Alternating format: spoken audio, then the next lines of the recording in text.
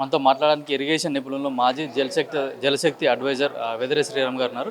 Sir చెప్పండి, మన తెలంగాణ ఏర్పడింది నీళ్లు, నిధులు, నియామకాలు. కానీ ఇప్పుడు 12 సంవత్సరాలు అయినా కూడా నీళ్ల పంచాయతీ అట్లే ఉంది. రెండు రాష్ట్రాలు అంటే అటు ఆంధ్రప్రదేశ్ కానీ ఇటు తెలంగాణ కావచ్చు. ఎందుకని ఇట్లా జాప్యం జరుగుతుంది? అంటే ఇప్పుడు నీళ్ళ పంచాయతీ ఎప్పుడైనా తేల్చాల్సింది ట్రిబ్యునల్ అండి. సో ట్రిబ్యునల్ ఏదైతే మనకు సెటప్ అయిందో 2014లో రాష్ట్రాలు విడిపోయినప్పుడు వాటికి ఇచ్చిన టర్మ్స్ ఆఫ్ రిఫరెన్స్ అని అంటారు. దాన్ని బట్టి నీళ్ళ కేటాయింపులు జరుగుతాయి. అప్పుడు ఇచ్చిన టర్మ్స్ ఆఫ్ రిఫరెన్స్ ఎట్లున్నాయంటే అంతకుముందున్న కేటాయింపులు అట్లే ఉండాలా, వాటిని ముట్టుకోవద్దు, కొత్తగా ఇంకేమైనా నీళ్ళు ఉంటే చేయండి అని ఉంది. ఆ పరిస్థితులలో తెలంగాణకు న్యాయం జరిగే పరిస్థితి లేదు. ఎందుకంటే అంతకు ముందున్న కేటాయింపులు అట్లే ఉంటాయి. ఆంధ్ర ప్రాంతంలో ఎక్కువ ఉన్నాయి కాబట్టి నీటి కేటాయింపులు యూటిలైజేషన్. సో మనకు తెలంగాణకు రాష్ట్రానికి పెద్దగా ఉపయోగం లేకుండే. సో కొత్త టర్మ్స్ ఆఫ్ రిఫరెన్స్ ఇచ్చేటందుకు గవర్నమెంట్ ఆఫ్ ఇండియా సుముఖంగా ఉన్నా కానీ తెలంగాణ సుప్రీంకోర్టుకు పోయి చాలా జాప్యం చేసింది. తెలంగాణ ఒకసారి సుప్రీంకోర్టు కేసు విత్డ్రా చేసుకున్నాక అప్పుడు మేము విత్డ్రా చేసుకున్నాక మేము అప్పుడు కొత్త టర్మ్స్ ఆఫ్ రిఫరెన్స్ ఇవ్వడం జరిగింది. దాని ప్రకారం ఇప్పుడు కొత్త ట్రిబ్యునల్ వింటా ఉంది, బ్రిజేష్ కుమార్ ట్రిబ్యునల్. అది ఇప్పుడు హియరింగ్ అవుతూ ఉంది. 1 ఇయర్లోనే హియరింగ్ అయిపోయి వాళ్ళు కొత్తగా మళ్ళీ నీటి కేటాయింపులు చేసే అవకాశం చాలా క్లియర్గా ఉంది. అప్పుడు ఇంత పంచాయతీ రెండు రాష్ట్రాల మధ్యలో ఉండదు. మొన్న కేసీఆర్ గారు కూడా బయటకు వచ్చి చెప్పింది, పాలమూరు రంగారెడ్డిలో కూడా నీటి వాళ్ళు దొంగిలించుకుపోతున్నా కూడా తెలంగాణ ప్రభుత్వం కూడా ఏం పట్టించుకోవట్లేదు అని చెప్పేసి కూడా విమర్శలు చేశారు. ఇప్పుడు వాళ్ళు దొంగిలించుకోవడం అనేది, అది ఆపడం అనేది అదొక ప్రక్రియ. పాలమూరు రంగారెడ్డికి నీటి కేటాయింపులు తీసుకొచ్చుకోవడం అనేది ఒక ప్రక్రియ. పాలమూరు రంగారెడ్డికి నీటి కేటాయింపులు తెచ్చుకోవాలి అని అంటే దానికి చాలా ఇది ఉంటుంది, ఒక ప్రొసీజర్ ఉంటుంది, దానికి ఒక ప్రాసెస్ ఉంటుంది. ఆ ప్రాసెస్ ప్రకారం వీళ్ళు డేటా కనుక సిడబ్ల్యూసీకి ఇస్తే అది క్లియరెన్స్ వస్తుంది. అప్పుడున్న బీఆర్ఎస్ గవర్నమెంట్ ఆ డేటా ఇవ్వలేకపోయింది. ఇప్పుడున్న కాంగ్రెస్ గవర్నమెంట్ కూడా ఇంక ఇవ్వలేదు. ఒకవేళ డేటా కరెక్ట్గా ఇస్తే ఖచ్చితంగా క్లియరెన్స్ వస్తుంది. డేటా ఇవ్వనంత వరకు మీరు ఎంత ఊరిక మాట్లాడినా కానీ అది వేస్ట్. చాలాసార్లు మేము ట్రిబ్యునల్కి వెళ్ళాం కానీ సెంట్రల్ గవర్నమెంట్ పట్టించుకోవట్లేదు అని చెప్పేసి కూడా పలు సందర్భాల్లో కూడా చెప్పిన పరిస్థితి ఉంది.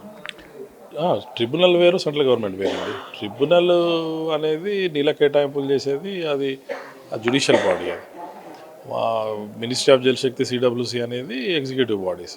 సో వాళ్ళు ఎప్పుడు ఏ ప్రాజెక్టుకు డిపిఆర్ పంపించినా కానీ దాన్ని ఇప్పుడు కాళేశ్వరం క్లియర్ చేసినాం కదా, సీతారామ క్లియర్ చేసినాం కదా, సమ్మక్క సారక్క చేయబోతున్నాం కదా, ఎల్లంపల్లి చేసినాం కదా. మరి ఇవన్నీ చేసిన వాళ్ళం ఇది ఎందుకు చేయం? అట్లా కాదు, దేనికైనా కానీ పద్ధతి ఉంటుంది. ఆ పద్ధతి ప్రకారం రాకుండా వాళ్లకు నీళ్ళ కేటాయింపులు లేవనో, డబ్బులు ఫండ్స్ లేవనో వాళ్ళు ఇట్లా కేంద్ర ప్రభుత్వాన్ని బదనాం చేయడం కరెక్ట్ కాదు. గోదావరి బేసిన్ అట్లా కృష్ణా జిల్లాల వాటాల్లో కూడా ఇప్పటికి కూడా సంప్రదింపులు జరుగుతున్నాయి కానీ క్లియర్గా ఏ రాష్ట్రం ఎంత వాటా కేటాయించుకోవాలనేది కూడా ఇప్పటివరకు కూడా తేలలేదు. అట్లేం లేదు, గోదావరి మీద చాలా క్లారిటీ ఉంది.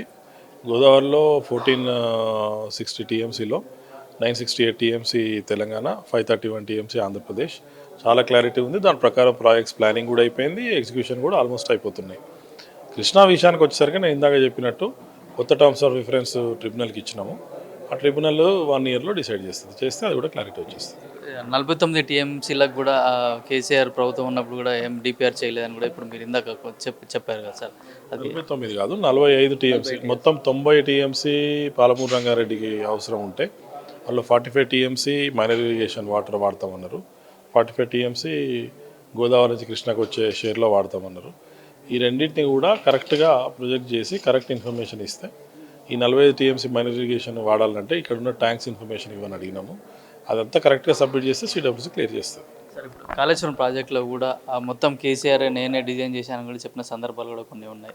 అంటే మొన్న దానికి కొన్ని క్రాక్స్ వచ్చిన పరిస్థితి కూడా ఉంది. ఎందుకు అట్లా జరిగిందంటే అంటే వాళ్ళు డిజైన్ రాంగ్ ఉంది అని ఎన్డీఎస్ఏ రిపోర్ట్ వచ్చింది, విజిలెన్స్ రిపోర్ట్ వచ్చింది, జ్యుడిషియల్ కమిషన్ రిపోర్ట్ వచ్చింది. అందరికీ తెలిసిందే డిజైన్ రాంగ్ ఉందని. దాని ప్రకారం కన్స్ట్రక్షన్ ఫాల్ట్ అయిపోయింది. సో దాన్ని ఇప్పుడు రిపేర్ చేయాలా, మళ్ళీ దాన్ని రీబిల్డ్ చేయాలా. సో దానికి స్ట్రాటజిక్ ఫెయిల్యూర్స్ చాలా ఉన్నాయి. అన్నీ అందరికీ ఇంతకుముందు తెలిసిన, కొత్తగా చెప్పేదేం లేదు. అదంతా కూడా అప్పుడున్న హరీబరీలో తొందరపడి చేద్దామనుకొని చేసిన దానిలో అయింది. అది రిజర్వాయర్లు కట్టి ఇట్లా నీటి ఎత్తిపోతల పథకం చేయడం సక్సెస్ఫుల్గా ఉంటుందా, లేదంటే నదీ పరివాహక ప్రాంతాల్లోనే డ్యాములు కడితే సక్సెస్ఫుల్గా ఉంటుంది? అవసరాన్ని బట్టి, తర్వాత వీలుని బట్టి, అక్కడ ఉన్న టెర్రైన్ బట్టి అవి మారుతూ ఉంటాయి. అది లిఫ్ట్ కాంపోనెంట్స్ అవసరమే అవుతాయి, స్టోరేజ్ కూడా అవసరమే అవుతాయి. అది సిచ్యువేషన్ బట్టి చేసుకోవాల్సి ఉంటుంది. ఇప్పుడు కాళేశ్వరం కూడా సరైన స్థలంలో కూడా కట్టలేదని కూడా కొన్ని విమర్శలు వస్తున్నాయి. ఇది ఎంతవరకు స్థలము కరెక్టే కానీ స్థలము అంటే ఎక్కడైతే ఇన్వెస్టిగేషన్ చేసిండ్రో అక్కడ కట్టకుండా వేరే ప్లేస్కు మార్చిండ్రు కన్స్ట్రక్షన్ అప్పుడు. అది విమర్శకు. అది ఏదైతే ప్లేస్లో మీరు సాయిల్ ఇన్వెస్టిగేషన్స్ చేసిండ్రో టెక్నికల్ ఇన్వెస్టిగేషన్స్ ఆ ప్లేస్లో మీరు కట్టాలా. ఇన్వెస్టిగేషన్స్ ఒక దగ్గర అయింది, కన్స్ట్రక్షన్ ఇంకో దగ్గర అయింది. అది ఇష్యూ. నేటి వాటాల పంపకంలో విషయంలో కూడా గత ప్రభుత్వం కూడా సరైన పద్ధతి అవలంబించకపోవడం వలన ఇప్పుడు ఇట్లాంటి పరిస్థితి వచ్చిందని చెప్పేసి కూడా వేదిరెడ్డి శ్రీరామ్ చెప్తున్నారు. కెమెరామెన్ తరుణ్తో కిరణ్ కుమార్, పల్లవి టీవీ, హైదరాబాద్.